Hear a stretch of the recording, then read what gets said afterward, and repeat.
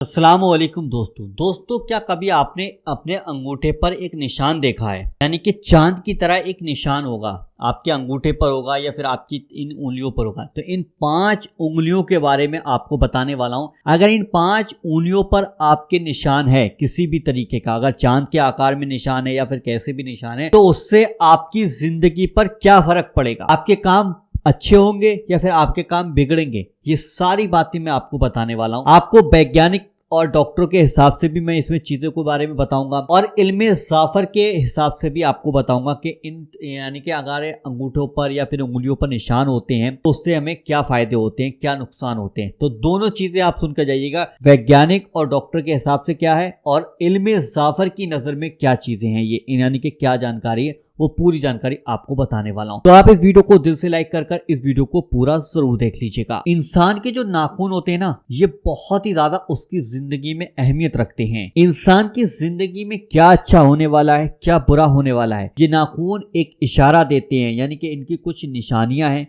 इल्मे जाफर की रोशनी में मैं आपको बताऊंगा। सबसे पहले हम बात कर लेते हैं साइंस के मुताबिक, यानी कि जिस भाई बहन के भी हाथ पर चांद की तरह निशान होता है या फिर उंगलियों पर निशान होता है, तो उन लोगों को चाहिए कि वो सबसे ज्यादा पानी का इस्तेमाल करें। यानी कि पानी को खूब ज्यादा से ज्यादा पिए, दिन में कम से कम 10-10 बार पानी पिए, कम ना पिए, जितना पानी बताया जाता है उससे ज्यादा पानी पिया। और खाने में आप अपने खाने में सब्जियों का इस्तेमाल करें, ताजी ताजी सब्जियों का इस्तेमाल किया करें, ज्यादा बाहर का खाना उल्टा सीधा मत खाया करें। ये तमाम चीजें ध्यान रखना है आपको। तो ये तो जानकारी जो थी ना वैज्ञानिक और डॉक्टरों के हिसाब से थी। अब हम जानते हैं कि इल्मे जाफर की नजर में यानी कि ये नाखून पर निशान क्यों बनते हैं, इसके बारे में अब अच्छे से आपको समझाया जाएगा। देखिए, अगर किसी भाई बहन के अंगूठे पर चांद की तरह निशान है या फिर उंगलियों पर चांद की तरह निशान है, या फिर आप सोच रहे हैं कि यार मेरे सीधे हाथ पर उल्टे हाथ पर नहीं है, उल्टे हाथ पर तो सीधे हाथ पर नहीं है, चाहे किसी भी उंगली के एक निशान है, यानी कि चाहे उल्टा हाथ हो या चाहे सीधा हाथ हो, अगर ये निशान आपको दिखाई दे रहा है तो आप समझिएगा इसका मतलब ये है कि आप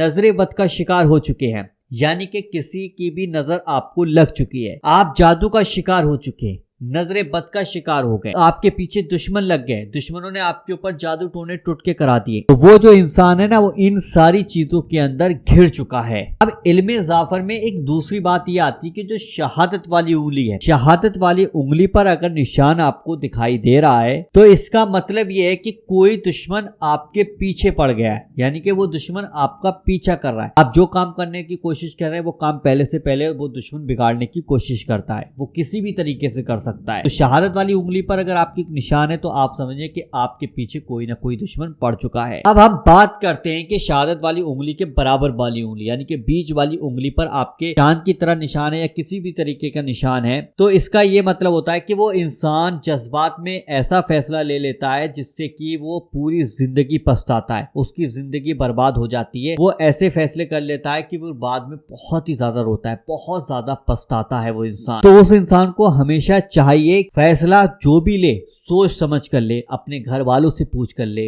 अपने भरोसेमंद इंसान से पूछ कर ले, कोई फैसला जल्दबाजी में ना ले जिससे कि वो पूरी जिंदगी पछताता रहे। तो ये चीज ध्यान रखना।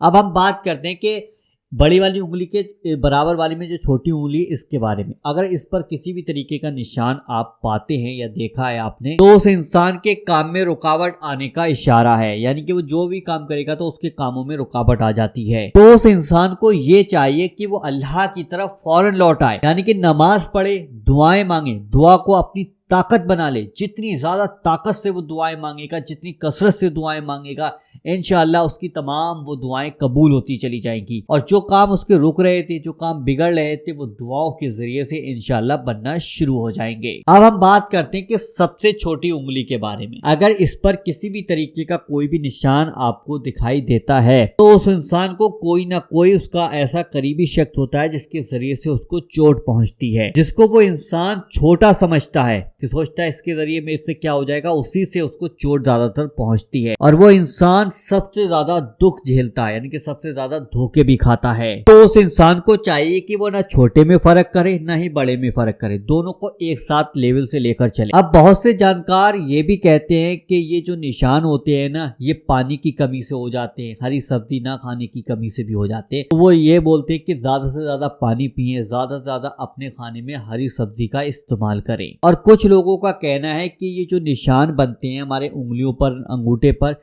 ये कैल्शियम की कमी से बनते हैं, प्रोटीन की कमी से बनते हैं, आयरन की कमी से बनते हैं। तो आज मैंने आपको ये सारी बातें बताई कि नाखून का क्या इशारा है, इल्मे जाफर की नज़र से आपको बताया और वैज्ञानिक के हिसाब से बताया। तो आप अच्छे से समझ गए होंगे। इस वीडियो को तमाम दोस्तों के साथ शेयर कीजिएगा। वीडियो पसंद आए तो वीडियो को दिल से लाइक कीजिएगा और इसी तरीके के और वीडियो देखना चाहते हैं तो लाइव उर्दू दुआ चैनल को आज ही सब्सक्राइब जरूर कर लीजिएगा। चलिए दोस्तों, मिलते हैं इंशाल्लाह एक नई वीडियो के साथ। जब तक के लिए अल्लाह हाफिज।